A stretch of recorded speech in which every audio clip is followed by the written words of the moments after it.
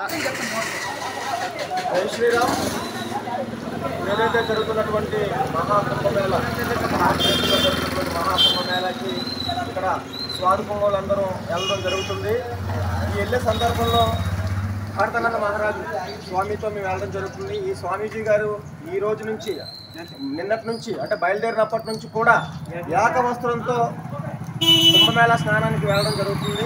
ఇక్కడ ఎంతో చలి ఉంది, దోమలు ఉన్నాయి, అన్నీ ఉన్నాయి. ఎంతో కష్ట నష్టాలు కూర్చుకొని ఏకవస్త్రంతో వెళ్ళడం చాలా సాధారణమైనటువంటి విషయం కాదు.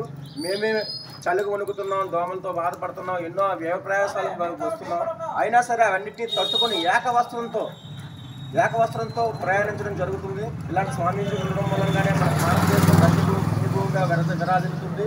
ఇటువంటి సాధు పొంగవులు నాడియాడిన భూమి కనుక మన ధర్మం ఇంకా వృద్ధిల్లుతుంది.